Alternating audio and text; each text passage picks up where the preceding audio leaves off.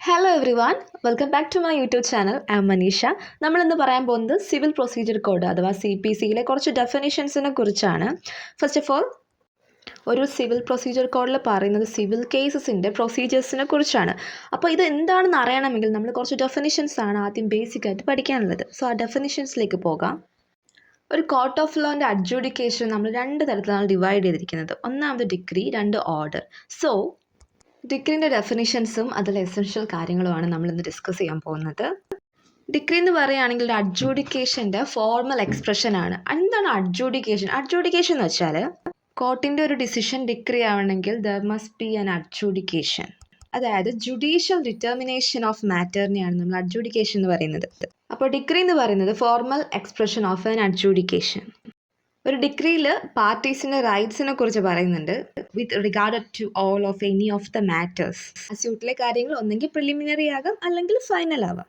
അതുപോലെ തന്നെ ഇവിടെ പ്ലെയിൻറ്റിൻ്റെ റിജക്ഷൻ ഇൻക്ലൂഡ് ആണ്. പ്ലെയിൻറ്റിഫ് കൊടുക്കുന്ന സ്യൂട്ടിനെയാണ് നമ്മൾ പ്ലെയിൻറ്റ് എന്ന് പറയുന്നത്.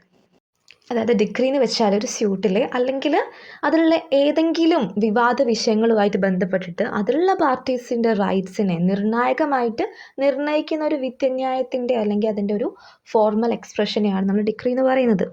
പിന്നെ വരുന്നത് determination of any question within section 144 ഇതിൽ ഇൻക്ലൂഡ് ആണ്.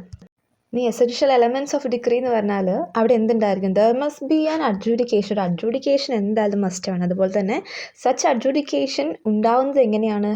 Have been done in a suit, ഒരു സ്യൂട്ട് വഴിയാണ്. പിന്നെ it's must have determine right of the പാർട്ടീസിൻ്റെ റൈറ്റ്സ് അവിടെ ഡിറ്റർമൈൻ ചെയ്തിരിക്കണം. പിന്നെ നാലാമത് പറയുന്നത് such determination must be conclusive nature ആയിരിക്കണം അത്തരത്തിലുള്ള determination. And last one is there must be a formal expression of such adjudication. അഡ്ജുഡിക്കേഷൻ്റെ ഒരു ഫോർമൽ എക്സ്പ്രഷൻ ഉണ്ടായിരിക്കണം. നെക്സ്റ്റ് ടൈപ്പ് ഓഫ് ഡിഗ്രീസ് ആണ്. അതായത് 3 തരത്തിലുള്ള ഡിഗ്രീസ് ആണുള്ളത്. First one is preliminary degree and second one is final degree. Third one is partly preliminary and partly final degree. ഇനി നമുക്ക് ഓരോന്നും നോക്കാം.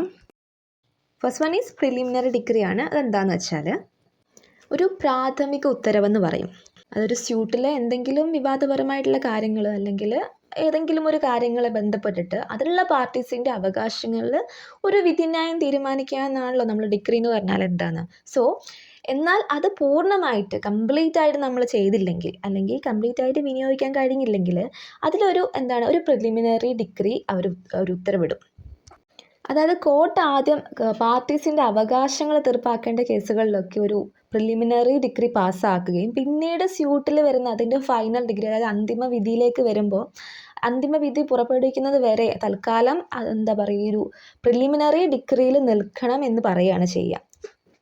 ചുരുക്കി പറഞ്ഞാൽ പ്രിലിമിനറി ഡിഗ്രി എന്ന് വെച്ചാൽ അതൊരു it's only a stage in working out the right of the parties ആണ് which are not finally adjudicated by a final decree അല്ല.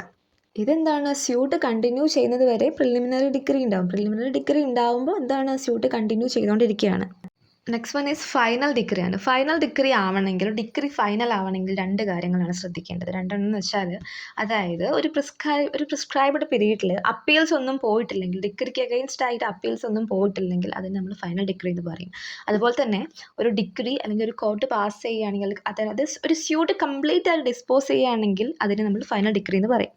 ഇനി ലാസ്റ്റ് വൺ ആണ് partly preliminary and partly final decree. എന്ന് വെച്ചാൽ ഒരു ഡിഗ്രി പാർട്ട്ലി പ്രിലിമിനറിയും partly final decree ആണെങ്കിൽ, ഒരു എക്സാമ്പിൾ പറയുകയാണെങ്കിൽ ഒരു സ്യൂട്ടിൽ for possession of immovable property with mesne profit. അതായത് മീൻസ് പ്രോഫിറ്റ് എന്ന് വെച്ചാൽ ഒരാൾ റോങ്ഫുൾ ആയിട്ട് മറ്റൊരു പ്രോപ്പർട്ടി കൈവശം വെക്കുമ്പോൾ അതിൽ നിന്ന് കിട്ടുന്ന പ്രോഫിറ്റിനെയാണ് മീൻസ് പ്രോഫിറ്റ് എന്ന് പറയുന്നത്. അപ്പോൾ ഇങ്ങനെ വെക്കുന്ന ഒരു കേസിൽ കോടതി 2 വിധി അതായത് 2 ഓർഡർ ചെയ്യുകയാണ് കോടതി. വസ്തുവിൻ്റെ ഉടമസ്ഥാവകാശം കൽപ്പിക്കുകയും അതുപോലെ തന്നെ ഈ മീൻസ് പ്രോഫിറ്റിനെ കുറിച്ച് അന്വേഷിക്കാൻ കോടതി നിർദ്ദേശിക്കുകയാണ്.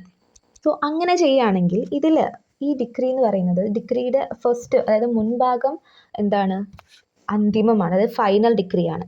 അതായത് അതിൻ്റെ ഉടമസ്ഥാവകാശം കൽപ്പിക്കുന്നത് ഫൈനൽ ഡിഗ്രിയാണ്. അതുപോലെ തന്നെ ആ മീൻ പ്രോഫിറ്റിൻ്റെ അന്വേഷണത്തിന് നിർദ്ദേശിക്കുന്നത് അത് പാർട്ട്ലി ഫൈനലാണ്.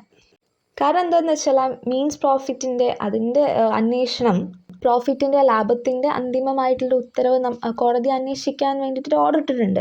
സോ ആ അന്വേഷണത്തിന് ശേഷം മാത്രമേ അതിനെ നമ്മളൊരു ഒരു ഫൈനൽ ഡിഗ്രി എന്ന് പറയാൻ പറ്റുള്ളൂ. സോ അത് കണ്ടെത്തുന്നത് വരെ പാർട്ട്ലി പ്രിലിമിനറി ഡിഗ്രിയാണ്. സോ ഇത്രയേ ഉള്ളൂ ഇന്നത്തെ ക്ലാസ്സിൽ. ചാനൽ സബ്സ്ക്രൈബ് ചെയ്യാത്തവർ സബ്സ്ക്രൈബ് ചെയ്യണം. Okay, bye, take care.